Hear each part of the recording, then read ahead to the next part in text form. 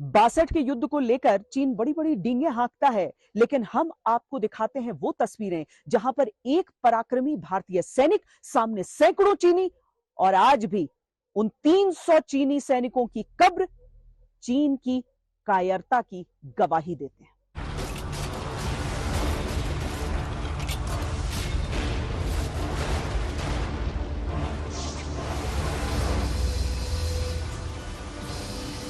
एक वीर था इस देश का जो लड़ा था कभी अपने देश के लिए। एक ऐसा महायोद्धा जिसने अकेले 72 घंटे तक चीन के सैनिकों से लोहा लिया।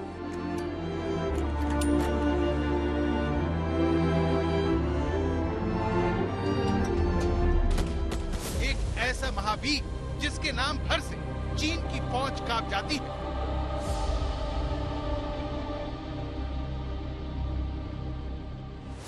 हिंदुस्तान का वो जाबाज जिसने अकेले ही 300 चीनी सैनिकों को मार गिराया था।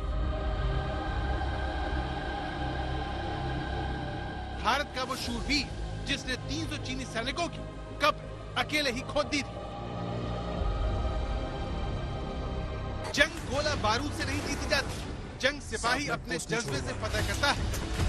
मैं पोस्ट नहीं छोड़ूंगा साहब। अगर आपको इस बात पर भरोसा ना हो तो हिंदुस्तान के उस वीर सपूत की एक कहानी ध्यान से सुनिए जो आपको भारतीय होने पर गर्व से भर देगी। ये कहानी है राइफलमैन जसवंत सिंह रावत की, जिनका जन्म अगस्त 1941 को उत्तराखंड के पौड़ी गढ़वाल में हुआ, लेकिन उन्होंने अरुणाचल प्रदेश के सेला के पास अपनी बहादुरी से चीन को हैरान कर दिया। राइफलमैन जसवंत सिंह रावत भारतीय सेना के सिपाही थे जो 1962 में नूरा रंग की लड़ाई में असाधारण वीरता दिखाते हुए शहीद हुए। उनकी बहादुरी के लिए मरणोपरांत उन्हें महावीर चक्र से सम्मानित किया गया।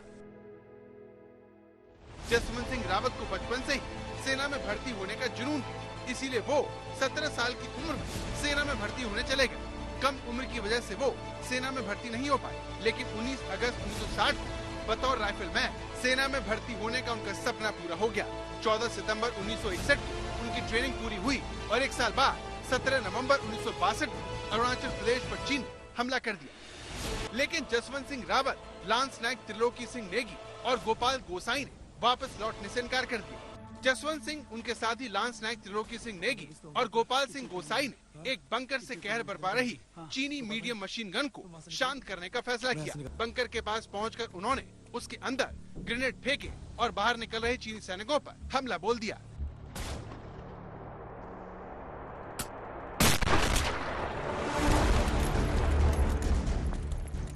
चीनी मीडियम मशीन गन को खींचते हुए वो भारतीय चौकी पर ले आए और फिर उन्होंने उसका मुंह चीनियों की तरफ मोड़कर उन्हें तहस नहस कर दिया। ये भारतीय बंकर हैं, आप मेरे पीछे जो देख रहे हैं, आज भी इन्हें इस रूप में आप देख सकते हैं। यहाँ पर इन्हीं बंकरों में इनकी आड़ लेकर मुकाबला यहाँ से हो रहा था। चीनी पोजीशंस बस यहाँ से चंद कदम की दूरी पर थे। बहुत आमने सामने की लड़ाई यहाँ पर चल रही थी। इन्हीं बंकरों में बैठकर, इन्हीं बंकरों की आड़ लेकर भारतीय सैनिकों ने चीनी सैनिकों से मुकाबला किया था, संख्या में उनसे कहीं ज्यादा। लेकिन 72 घंटे का जो ये मुकाबला था, उसने तय किया था, उसने निर्धारित किया था कि चीन इस इलाके को हासिल नहीं कर पाया, यहाँ कदम नहीं रख पाया। उसे अपना रास्ता बदलना पड़ गया था 1962 के उस युद्ध में। मैदान छोड़ने के बाद चीन की सेना ने उनकी चौकी पर दोबारा हमला किया।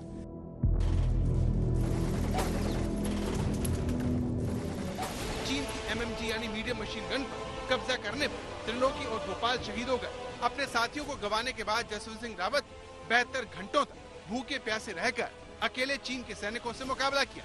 सूझबूझ दिखाते हुए जसवंत सिंह रावत बंकर के हर तरफ राइफल रखी और थोड़े थोड़े अंतराल में वो अपनी पोजीशन बदल बदल कर गोलियां चलाते रहे।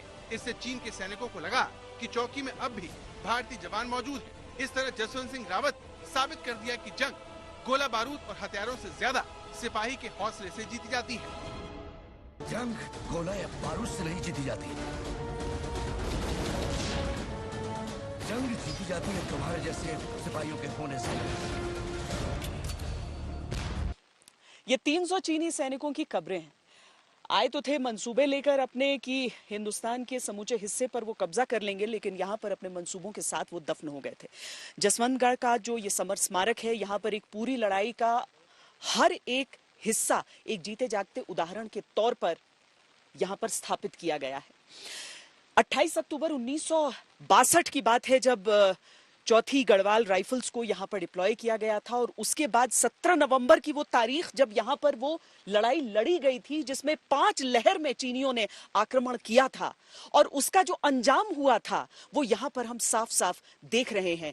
चीन ने सोचा था कि वो इस पूरे इलाके को बहुत आसानी से इस पर नियंत्रण अपनी कर सकता है, लेकिन ये कब्रें गवाही देती हैं कि यहाँ पर हुआ क्या था। इस ऐतिहासिक जंग में शहीद जसवंत सिंह रावत का तवांग की 2 बहनों ने साथ दिया था, जिनके नाम थे सेला और नूरा।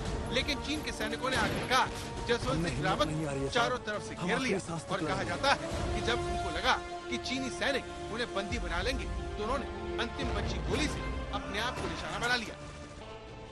अगर जसवंत सिंह रावत को राशन पहुँचाने वाला चीनियों के सामने उनका भेद नहीं खोलता तो शायद जसवंत सिंह रावत अपने मकसद में कामयाब हो जाते। लेकिन चीन को जब पता चला कि चौकी पर जसवंत सिंह अकेले हैं और उन्होंने अकेले ही 300 चीनी सैनिकों को मौत के घाट उतार दिया है, तो चीन की सेना का कमांडर आग बबूला हो गया। लेकिन वो उनकी बहादुरी से इतना प्रभावित हुआ कि लड़ाई खत्म हो जाने के बाद चीनी कमांडर ने जसवंत सिंह की प्रतिमा बनवाकर भारतीय सैनिकों को भेंट की, जो आज भी उनके स्मारक में लगी है।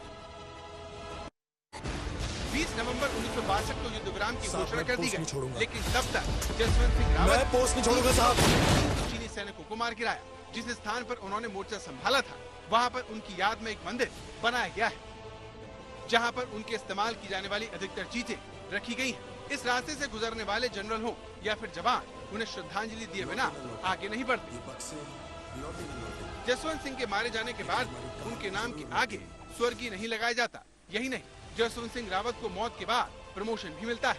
राइफलमैन से वो पहले नायक, कैप्टन और अब मेजर जनरल के पद पर पहुंच चुके हैं। उनके परिवार वाले जब जरूरत होती है तो उनकी तरफ से छुट्टी की दरखास्त करते हैं।